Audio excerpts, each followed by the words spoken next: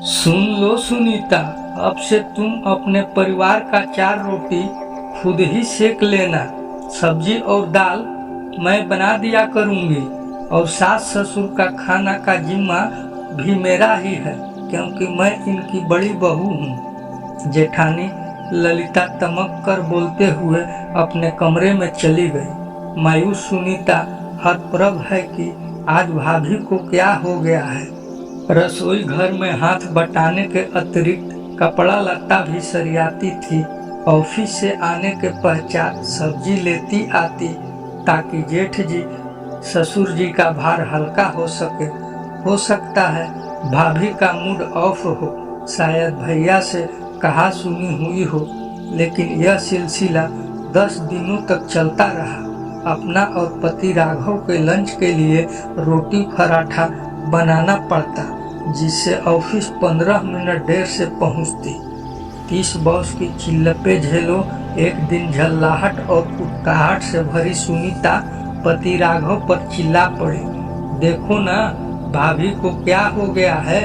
Kitchen में दाल सब्जी बनाकर रख देती है, केवल हम चारों के लिए रोटी नहीं बनाती। कहती है तुम बना लो, और तो और मुझसे ढंग से बात भी नहीं करती। पता नहीं किस बात का खुन्नस पाली हुई रहती है।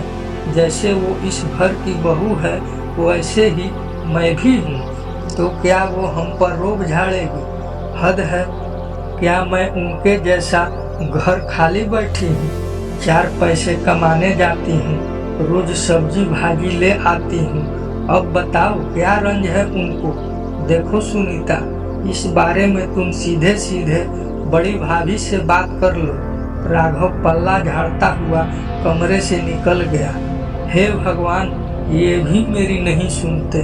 लगता है सास से बात करनी पड़ेगी। माँ, कैसी हैं आप? सुनीता को अपने कमरे में देख सास की आंखें आश्चर्य मिश्रित हो उठी कि आज सूरज पूरब से ना निकल पश्चिम से तो नहीं निकला। क्या हुआ बहू? माँ, बड़की भाभी को क्या हुआ है? वो कटी कटी सी रहती हैं हमसे। वो तो तुम खुद समझदार हो, लेकिन तुमको लगता है कि ललिता तुम्हारी उपेक्षा कर रही है या अवहेलना। तो छोटी बहू, इतना समझ लो कि तुमसे कहीं ना कहीं चूक हो रही है। भले ही तुम कमाऊ हो, लेकिन वो भी घर परिवार को बखूबी 15 साल से संभाल रही है। और तो तुम्हारे बच्चों को भी लंच वही बना कर देती है, दोपहर को भी उनको खाना खिलाती है।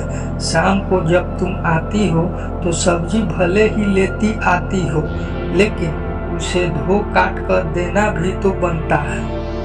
अपने लिए चाय बनाकर अपने कमरे में आराम करने जो जाती हो, उसके बाद सीधे 9 बजे खाना खाने के समय निकलती हो। बना बनाया खाना परोस कर देना मदद नहीं कहलाता, बल्कि असल मेहनत है सब्जी काटना और आटा गूंथना। थोड़ा बहुत आराम के बाद रोटी बेलने में तो बड़की को मदद दे सकती हो ना, लेकिन नहीं। सास के कहे गए एक एक बात से सुनीता सहमत हो गई। यदि वो कमाती है तो इसका मतलब ये नहीं भाभी घर में आराम फरमा रही हैं। वो भी दिन भर चूल्हा चौका संभालती हैं, कम से कम सब्जी दाल तो बनाती थी। गनीमत है नहीं।